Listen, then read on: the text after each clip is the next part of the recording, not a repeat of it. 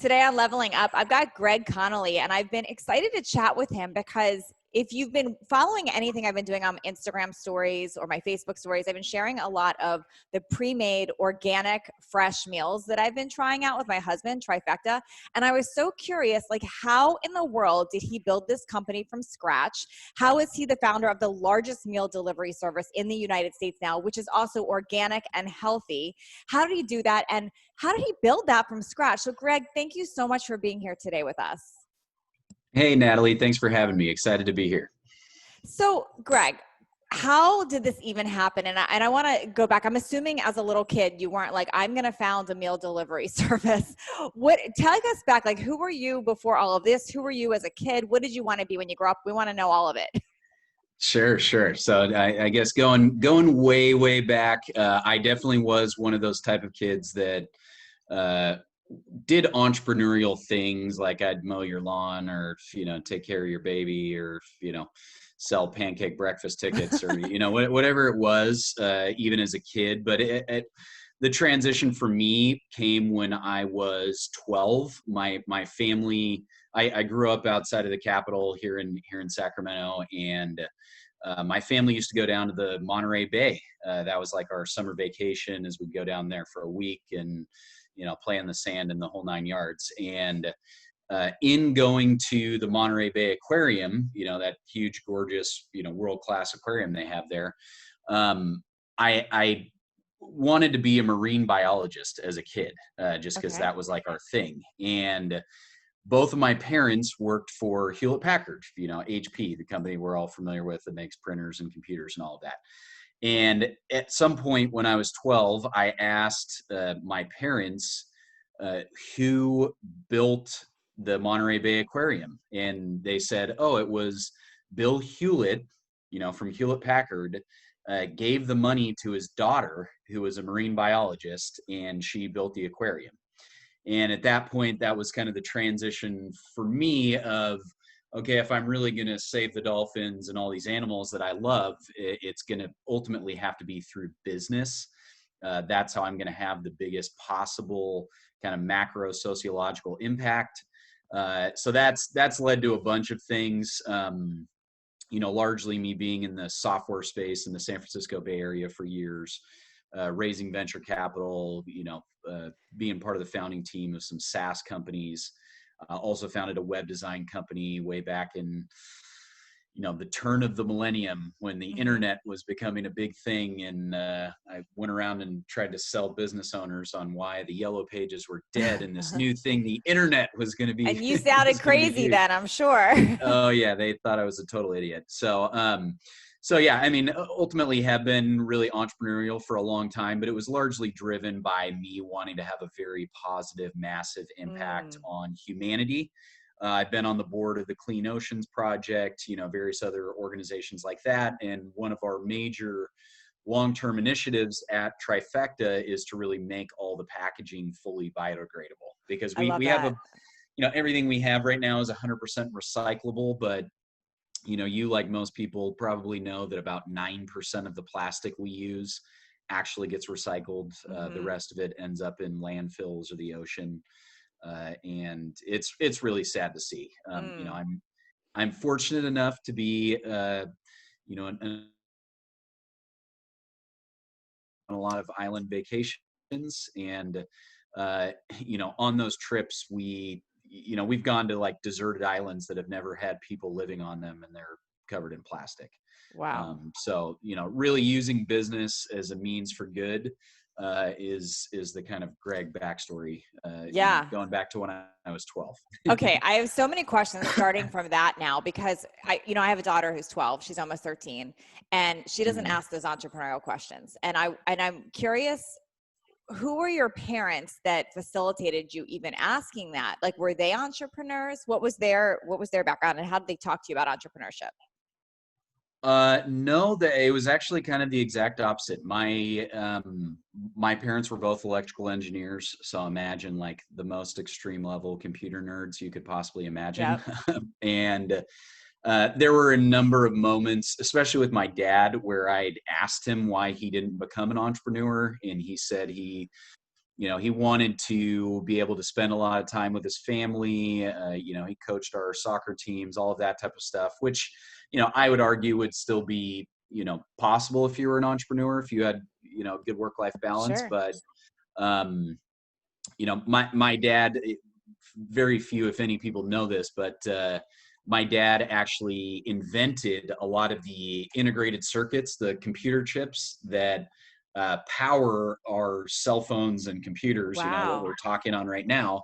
He has 12 patents in his name for some of the original integrated circuits at Hewlett Packard and US Semiconductor. But, obviously the businesses went on to make Yeah. billions of dollars, and he had a good salary and all of that. But that was definitely an entrepreneurial aha moment for me, Yes. where I was like, oh my God, we could be billionaires. And, Interesting.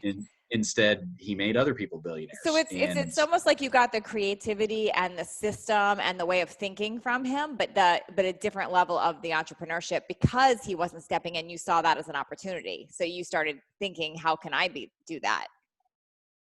Yeah, I've read, thousands of books, and I really truly believe that, like, at least for me individually, a big part of, like, the, quote unquote meaning of life is to have a really positive impact on other people's lives, to help as many Mm, people and the planet as much as possible while I am here on Earth. And that's what makes running a business like Trifecta exciting, is we're, helping hundreds of thousands of Americans get rid of their type 2 diabetes, yeah, lose weight, fundamentally change their health, which is exciting on a one-on-one level with a person. But at the same time, it allows us to have a big macro impact as well. And, sure. what I mean by that is, Michelle Obama's foundation has kind of quantified. She has a foundation called A Healthier America. They've quantified the total cost of the obesity epidemic in the United States, and it's about $1.74 trillion a year that we spend in healthcare, lost productivity, diabetes meds, the whole nine yards. With that much money, we could fund the military twice. We could rebuild every school in America every year. I mean, it's a mind-bending amount of money that we spend on this problem. And it's a problem that, I feel like Elon Musk is tackling, getting us off oil and getting us to Mars and a lot of the other big problems. So this was a big problem for humanity that I thought we could solve with a very elegant solution of, shipping fully cooked food directly to people's houses. The people need help to be able to So, succeed. so Greg, a few questions around that. One, there was a lot of food delivery companies before yours. And Mm-hmm. a lot of them that were flops, a lot of them that have done okay. But there's a lot of them out there. When you stepped into this, were you looking at competition? Were you more did you look at competition and say, I could do this better? Was it just a need that you wanted to fulfill and solve, and you didn't know there was competition? I'm curious how you tapped into such a market that was already, there's a lot of players in it already, and did it so well and exceeded so much in it.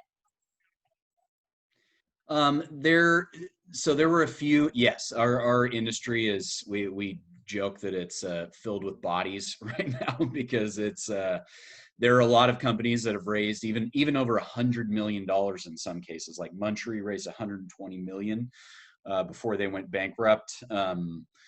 My Fit Foods, you're down in Southern California. They raised a huge amount of money. Their most recent round was a $50 million round.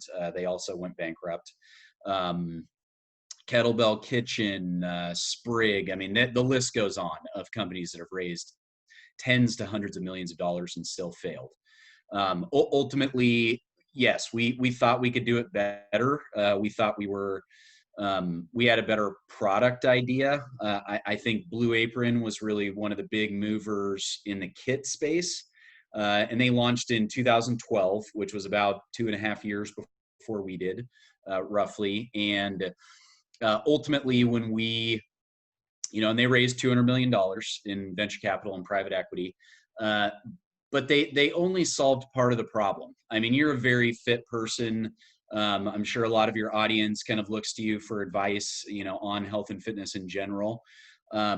Cooking 3 meals a day is just impractical for dual earner households. You know, it's not reality in America anymore. And so we knew if we took it one step further and actually fully cooked the food, as opposed to shipping you like a kit where you make a meal, which, you know, maybe you do that on Saturday for a romantic evening with your husband or something like that. But for the most part, you're not doing that breakfast, lunch, and dinner. You're waking up, getting ready for work, getting kids ready for school, you know, do all of that type of stuff, getting a workout in. You're mostly in a rush most days. So having fully cooked food where we've taken all the thought process out of it, so you don't even have to think. You don't have to think, what are my macros? How many calories should I eat?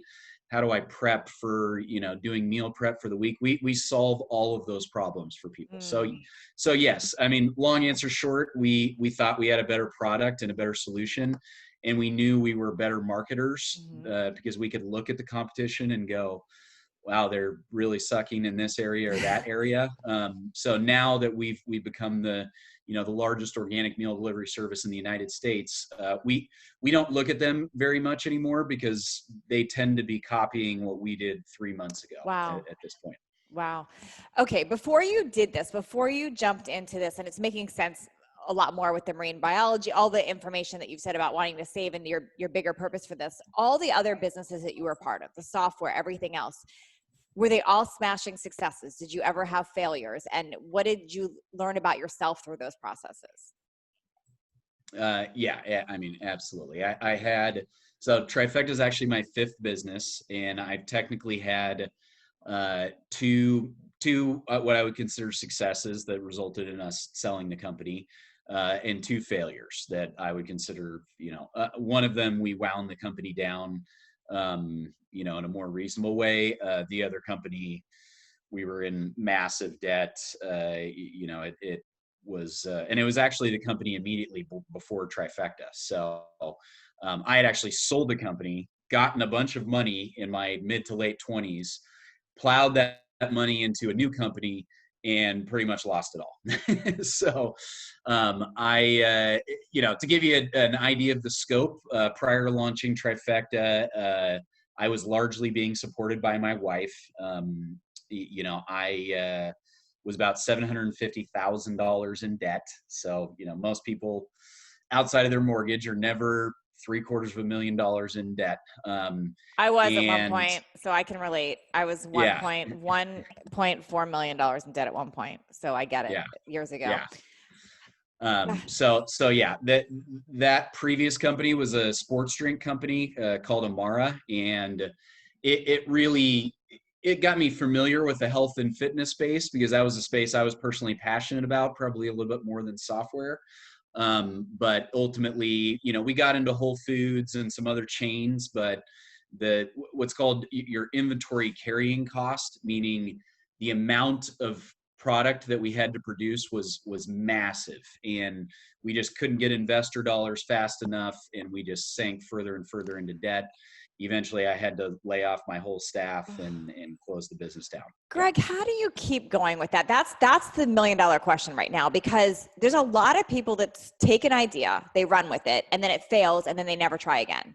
So you've had all these businesses, and it took all these different attempts and things to happen for you to then hit the nail on the head with a success. Like, what was the stories you were telling yourself during that? Did you ever go into self-beat up? Did you ever doubt that you could be successful? Like, how was your wife? I have so many questions. Like what was the conversation in your home? Was your wife like, just go get a job? Or was she like, no, you can do this? Like, what was happening there? So yeah, I mean, a lot of elements to pick apart there. So while my wife is always supportive of me being an entrepreneur, yes, at that point she was like, oh my God, you're spending, like, I'll tell you how bad it was, Natalie. I spent her inheritance money that her grandmother gave her. Oh gosh. Okay. That she was going to use to pay off her student loans. So yes, at that point, she was definitely like, you should probably get a job. Like, this is bad. I had a BMW at the time that got repossessed. Like, it was bad. I was like down to my last pennies for sure. Like every credit card maxed, every penny anybody would give to me, spent. So for me, yes, I've always in my mind been like, hey, I'm smart enough to do this. And I know that a lot of the greatest success stories out there, if not all, had a series of failures before them. I mean, the sports analogies of, the sophomore that, came and tried out for the basketball team against, 50 other guys. And, he was only 5'10" and he didn't make the team, and he went home and cried all night. And then he went out and trained every year or every day for hours and hours after that, just visualizing that list without his name on it. And then he went on to become Michael Jordan. Like that, those type of stories. Steve Jobs failed many times before he succeeded. He got fired from Apple, his own company, after making $100 million. So yes, I mean, I always try and remember quotes like the lowest part of the ebb is the turn of the tide. Those type of things, especially for people going through COVID right now. That is absolutely true. The lowest point, it tends to be the turn of the tide. So logically, we know that. Like logically, we know that that's the case. We can take apart any success story and see that pattern. But when you were personally in it, like when you were in that, oh my gosh, I've got over 700,000 of debt, credit cards, I owe my inheritance, your wife in your ear, all the things. Did you ever lose balance? Were you ever like, okay, maybe I should give up, or what? And like, how did you get yourself out of that? Or maybe you were never in that funk. And that's what I want to know. Cause there's a lot of people listening right now that never got past that beat up, like that, they had a failure, they're stuck. That's a big reason they listen to this podcast. So I'm really curious, like, and there's no wrong answer. I'm like, but maybe you never felt that, but did you have a self beat up time with it? Oh, I mean, of course, especially if you have your, if you have your wife, the person you trust the most telling you that, it's probably time to throw in the towel, et cetera. It can be, I don't think we were at a healthy place. I don't think we were ever at risk of, our marriage falling apart, just because we're so solid from that standpoint. But there were, 2 a.m. fights where we're like, oh my God, how are we going to pay rent, type thing, that are, they're absolutely stressful. I think for me, it's definitely a level of mental fortitude that I just built over the years of, the analogy I give. So I've done a bunch of speeches for literally hundreds of entrepreneurs, especially aspiring entrepreneurs. And I tell people that if their soul is not going to die unless they become an entrepreneur, they probably shouldn't do it, because it's that hard. There's a famous video that I would encourage people to go watch of Steve Jobs and Bill Gates. They're on the stage together, getting interviewed after they both become very successful. Steve's back at Apple, the whole 9 yards. And Steve starts talking about how you have to have a certain level of insanity. Otherwise, a normal, rational person would quit. A normal, rational person would go, okay, this is too hard. This is affecting my life in too major of a way. Yeah. I'm going to quit. And a lot of people do. And that's totally normal. But if you truly, in the end, want to succeed, and I truly believe entrepreneurship is one of the greatest things for lifting people out of poverty. It creates jobs. It powers the economy. It's what makes America one of the most innovative, countries in the world, and the most dominant economy is the entrepreneurship. So I always try and encourage entrepreneurs and educate them, but at the same time, give it to them straight that, yeah, you're going to have some fights with your spouse that are going to be awful. You're going to, stare at yourself in the mirror at 2 a.m. in the morning because you can't sleep because your employees are quitting and, blah, blah, where you're just, you feel like you're at the, the lowest of your low.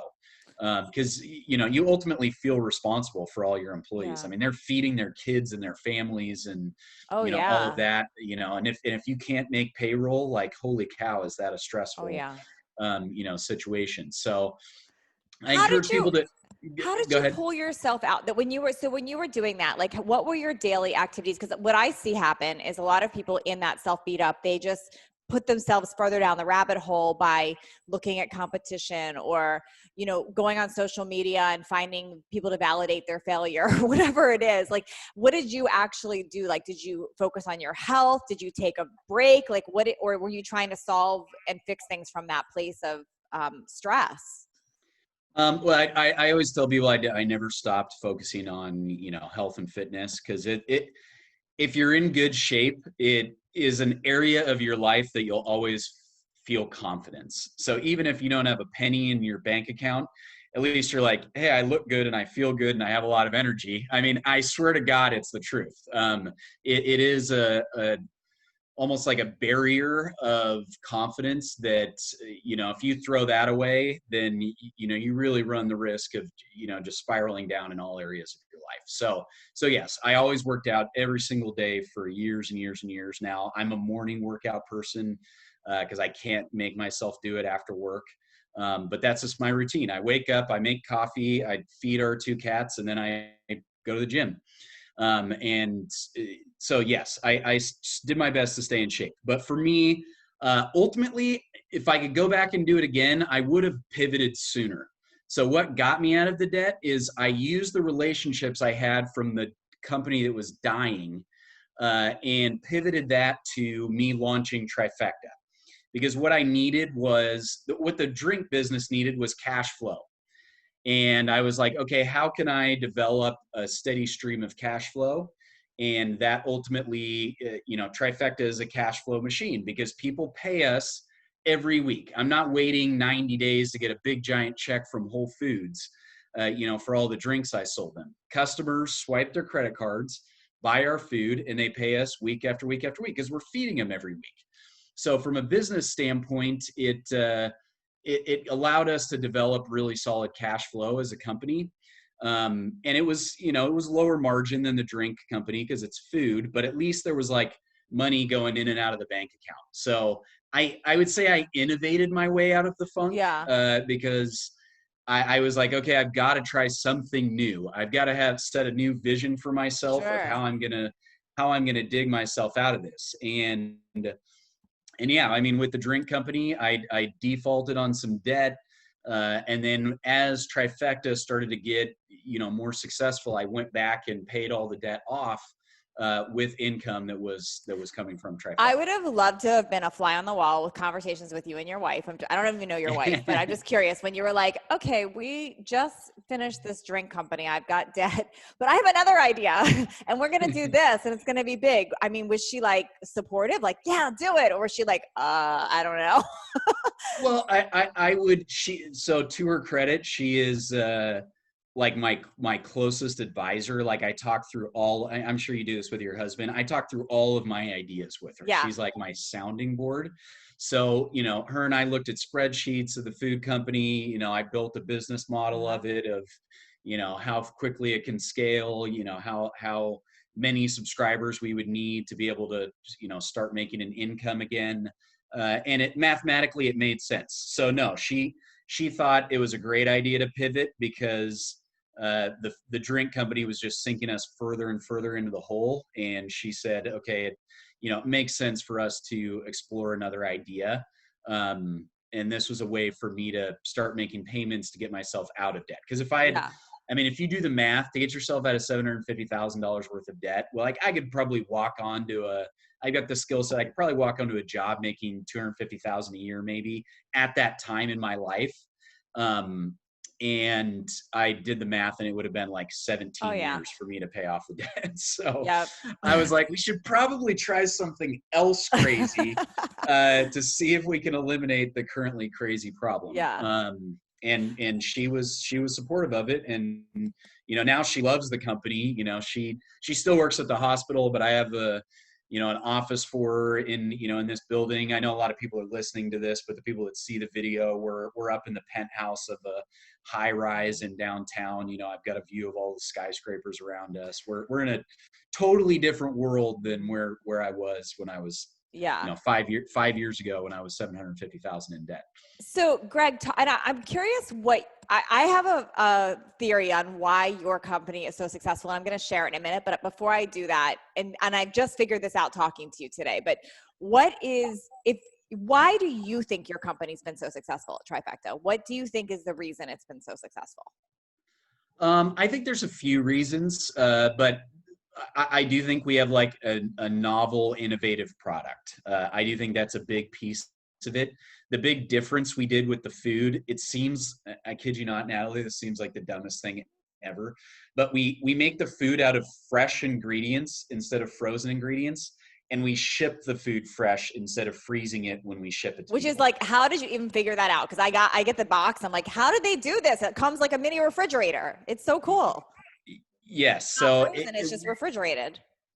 yes. So that difference was a big enough difference to separate us from the Weight Watchers and the lean Yeah. cuisines and, pretty much everybody out there. Our food was just literally better. People weren't miserable eating it. Now, is it as good as like, is it as good as eating a $50 Ruth's Chris, steak?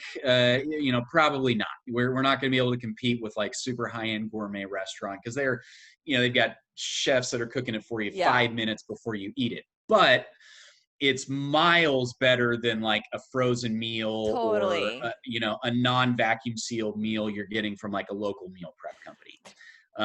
So yeah, it was innovating on the product and then us being really, really good at marketing, which I learned from my, my software days is that we really needed to educate people on what it takes to look like, candidly using you as an example, look like people like you. Ultimately it's a big education curve for people to understand that, yeah, Natalie may occasionally post a donut on her Instagram. That doesn't mean she's eating donuts 3 meals a day. Well, I don't know. Sometimes I'm just kidding. Yeah, you're right. Maybe I don't know. Don't tell people that. They'll be like, "Oh my I'm not God, eating she donuts. Yeah, you're eating. You're occasionally having ice cream or some Sure. cheat meal, but probably most of the time you're eating incredibly healthy day in and day out. And we had to like demystify that about celebrities and celebrity athletes is that they're posting that donut on their Instagram because it's the first time they've had a donut in like 4 fucking months. You know what I mean? Like they're ultimately celebrating with themselves and they can't believe how good this donut looks because they just ate chicken and broccoli for like 97 days in a row. So really educating people and marketing that education to people was a big step. I'm going to tell you why I think your company's worked, but first I'm going to tell you a quick story. So years ago, when I was first in the social media space, I aligned with a company that wanted to deliver food, and they wanted to deliver it frozen. And I was so excited about this. I met with them numerous times. We put together meals that matched my 7-day jumpstart, my plan. I was going to be like the face of it. I was so excited about this thing. I went on social media. I sold it. I had a whole bunch of people want to buy it. All the food got sent to them like completely destroyed. Like however they were shipping it, it came like rotten, bad, defrosted. It was a mess. It was the most embarrassing thing, I think back to my whole career, that I had ever launched. So I had this thing about pre-made meals where like, oh my gosh, I can never recommend one again because of that bad experience I had years ago.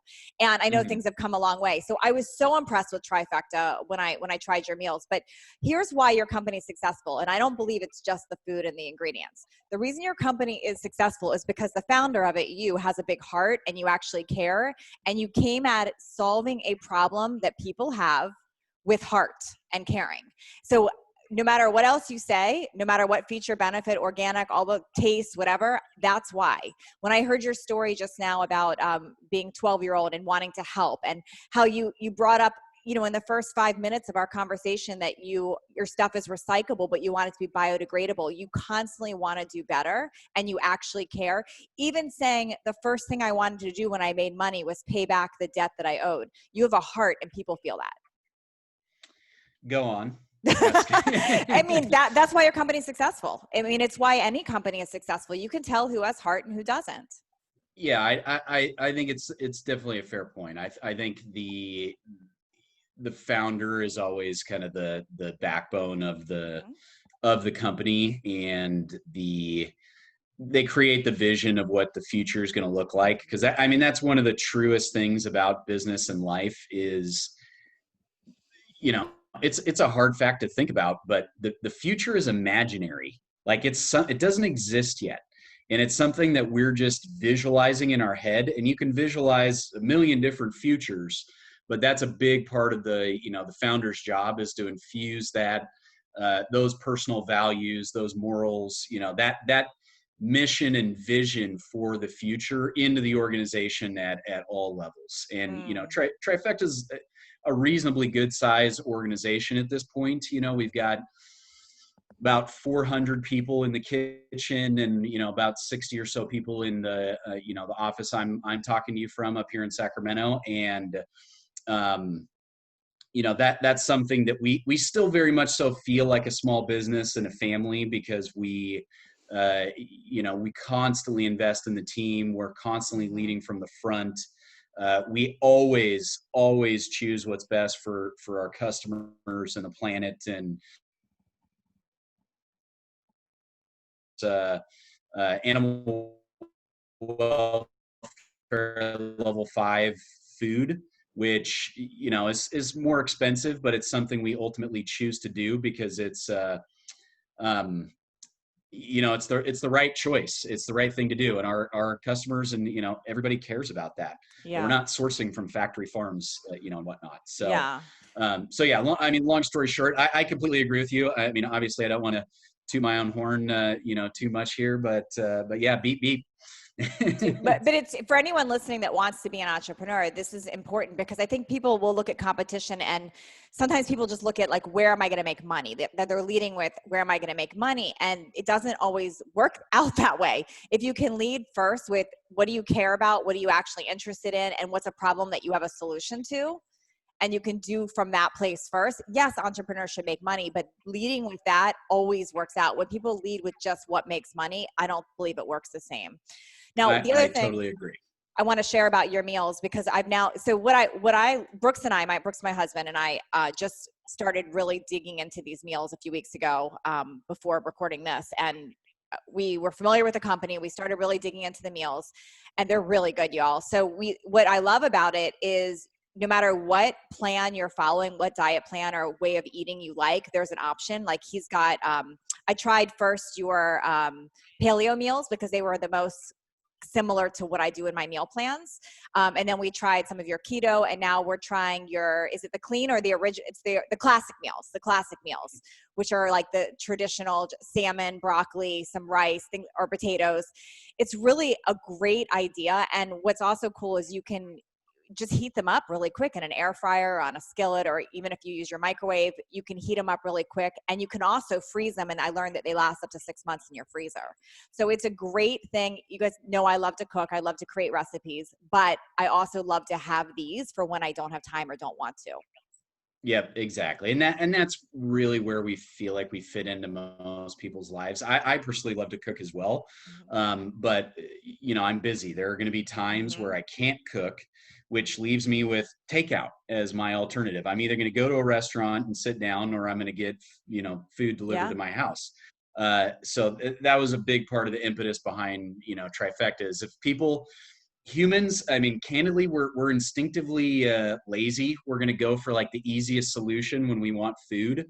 And if you've got like a fully prepared, pre-made meal right there in front of you, that's quicker and easier and cheaper than even getting like a pizza delivered, type thing. So, or going through a drive-through. So you're just gonna throw it in the skillet or the air fryer and cook it in 2 minutes, and then boom, you're eating. So we're almost like psychologically hacking people's lives, because we make it so easy for them to eat healthy.